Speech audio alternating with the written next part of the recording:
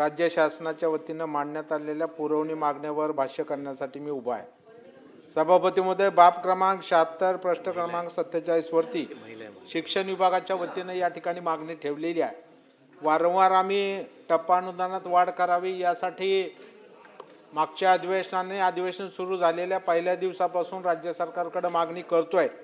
आता शिक्षण मंत्र्यांनी एका प्रस्तावावर उत्तर देताना दादा भुसे साहेबांनी सांगितलं की निश्चितपणाने आम्ही त्याचा सकारात्मक विचार करू, परंतु आजपासून आझाद मैदानावरती राज्यातले हजारो शिक्षक त्या ठिकाणी आंदोलन करतात, तेव्हा त्यांना बोलावून ही चर्चा करावी आणि त्यातून मार्ग काढावा अशी विनंती सुद्धा या माध्यमातून सभापती महोदय मी सरकारला करतो। त्याचबरोबर संच मान्यताचा विषय आहे, त्याही बाबतीमध्ये मंत्री महोदयांनी बैठकीचं आश्वासन दिलेलं आहे। ती बैठक घेऊन हा संच मान्यताचा जो काही तिढा निर्माण झाला आहे तो सुद्धा प्रश्न मार्गी लावा ही विनंती या माध्यमातून करतोय सभापती महोदय। याच्यामध्ये काही छोटे प्रश्न आहेत। शेवटच्या वर्गाची जी पटसंख्या आहे ती त्या वर्षी जरी ग्राह्य नसेल आणि या वर्षी जरी ग्राह्य आलेली असेल तर या वर्षाची पटसंख्या ग्राह्य धरून त्यांना सुद्धा अनुदान द्यावं, त्यांना वंचित ठेवू नये। आणि ज्या शाळा अनुदानासाठी निकष पात्र केलेल्या आहेत त्या सगळ्या शाळा सुद्धा अनुदान दिलं पाहिजे ही सुद्धा मागणी सभापती महोदय या माध्यमातून मी या ठिकाणी करतोय। आज शाळेमध्ये जे शिपाई असतात, जे लिपिक असतात ते सेवानिवृत्त झाले, परंतु त्याला भरतीला परवानगी नाही सभापती महोदय। अनेक शाळांमध्ये ही घंटी वाजवण्याचं काम सुद्धा आमच्या शिक्षकाला करावं लागतं, परिणामी मुख्याध्यापकाला करावं लागतं, ही आपल्याला सुद्धा जाणीव आहे। आणि म्हणून ते शिपाई असतील किंवा लिपिकाची पदं असतील ही सुद्धा तातडीनं भरण्याची परवानगी सरकारनं दिली पाहिजे ही सुद्धा मागणी सभापती महोदय या निमित्तानं मी या ठिकाणी करतोय।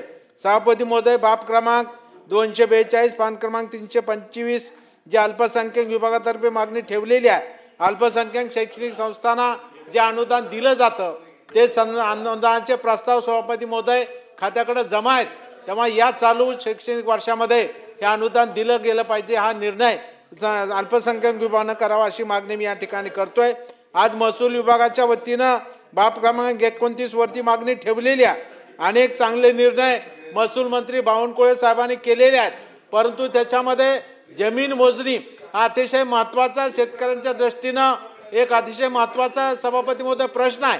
आणि म्हणून याच्यामध्ये खाजगी मोजणीदाराची मदत घ्यावी। ज्या पद्धतीनं आपण कंत्राटी सेवा अनेक विभागामध्ये घेतो त्या पद्धतीनं अनेक इंजिनियर बेकार आहेत, त्यांना त्या सर्वेअरला आपण जर नेमलं तर ही मोजणी जलद गतीने होऊ शकते। त्यामुळे ते सुद्धा काम महसूल विभागानं करावं अशी माझी विनंती आहे। आणि आज बांधकाम परवाने देत असताना सभापती महोदय महानगरपालिका नगरपालिका क्षेत्रामध्ये त्यांना अधिकार आहे, परंतु ग्रामपंचायतमध्ये गावामध्ये जे ग्रामपंचायत त्यांना सुद्धा हे अधिकार बांधकाम परवान्याचे दिले पाहिजेत। नसतं अवैध बांधकामे होतात, एकतर शासनाचा महसूल तर बुडतो परंतु आपण ती बांधकामं पाडू शकत नाही, त्यामुळे हे परवान्याची परवानगी सुद्धा त्यांना त्या ठिकाणी दिली पाहिजे ही पण मागणी आहे सभापती महोदय। वेळेमध्ये संपवतोय, काळजी करू नका। अन्न व नागरी पुरवठ्याच्या माध्यमातून सुद्धा बाब क्रमांक 170 वर मागणी ठेवलेली आहे।